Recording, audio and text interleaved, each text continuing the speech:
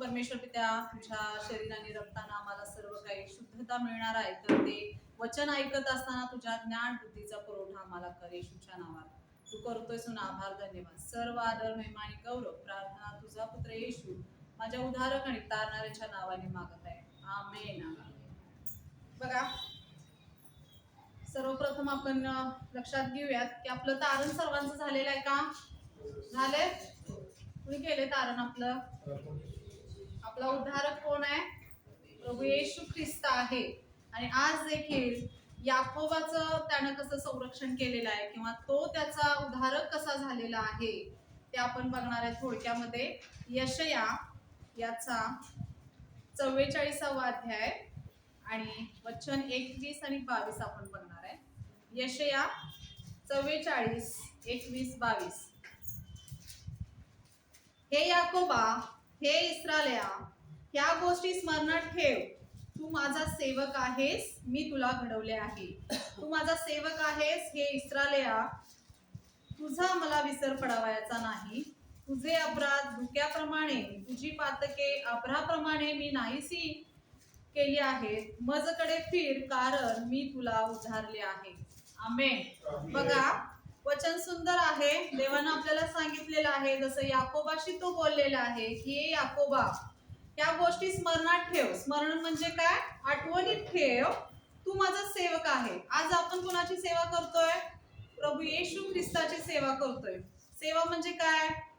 हात पाय त्याचं दाबणं आहे, त्याला वारं घालणं आहे, ही सेवा आहे का?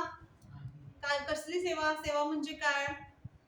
वचनाची सेवा करतोय आपण, वचन वाचतोय, सुवार्ता सांगतोय आणि काय करतोय? साक्ष या ठिकाणी सांगतोय देवाची, होय की नाही?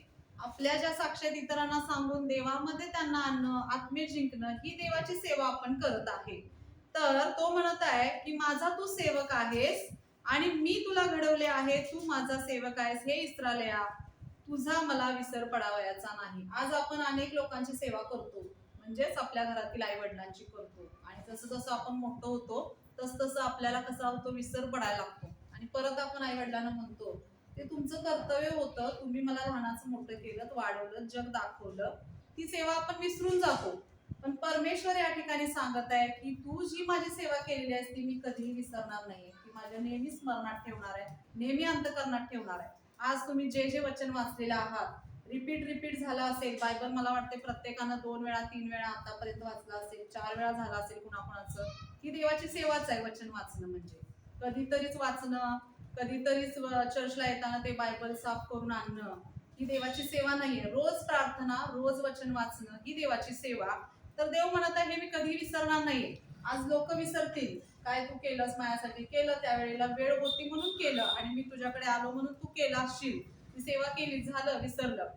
मनुष्य विसरेल, पण परमेश्वर कधी आपल्याला विसरणार नाही. म्हणूनच सांगत आहे, तू जे जे माझं करणार आहेस ते मी कधीही विसरणार नाहीये आणि त्याचा विसर मला पडणार नाही. वचन 22 आपल्याला सांगत आहे, तुझे अपराध धुक्याप्रमाणे, तुझी पातके अभ्राप्रमाणे मी नाही तशी केली आहेत. आपली अगणित पाप आहेत, आपण ती काउंट पण करू शकत नाही. दुःख तुम्हाला माहिती आहे, दुःख सगळ्यांनी बघितलं, दुःख पडतंय आता देखील थंडीच्या दिवसामध्ये. अगदी छोटे छोटे कण असतात त्या धुक्याचे, अमाप. कधी कुणी वाचलंय, कधी काय असं म्हणलंय की बाबा मी आज एवढी कोटी दुःख पाठ केलेली आहे किंवा मी दुःख बघितलेली आहेत. दुःख आपल्याला दिसतात पण ती काउंट नाही करतात. अगदी छोटे छोटे कण त्या धुक्याचे आहेत.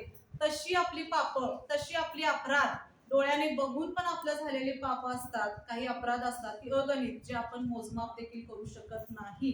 आज परमेश्वर सांगत आहे की तुझी पातके अभ्राप्रमाणे. अभ्राप्रमाणे म्हणजे एखादं झाकण, जी की पॅक करून मी ती टाकलेली आहेत, पुसून काढलेली आहेत सगळी पाप, तुझे अपराध, तुझी पातके नाही तशी केलेली आहेत. मजकडे फिर, कारण मी तुला उद्धारलेलं आहे.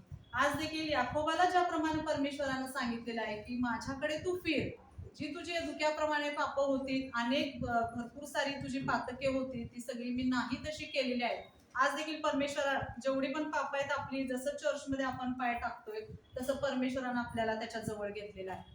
त्यानं आपल्याला बाजूला केलेलं नाही की बाबा एवढी तुझी पाप आहेत आणि चल बाजूला हो. किती जरी क्षमा मागितली, किती जरी केली, देव आणखीन आपल्याला त्याच्यामध्ये वाढवत आहे, आणखीन आपली ग्रोथ करत आहे. तर परमेश्वर या ठिकाणी सांगत आहे की तू माझ्याकडे फिर. अनेक जगी गोष्टी आहेत, पण त्याच्याकडे परत तुम्ही त्या पापांकडे, त्या पातकांकडे, त्या अपराधांकडे जाऊ नका. जसं याकोबाला सल्ला दिला तसाच परमेश्वर या ठिकाणी आज आपल्याला वचनातून बोलत आहे. देव बाप करो ही सर्व वचनं तुम्हा आणि आम्हासाठी आशीर्वादाची असोत.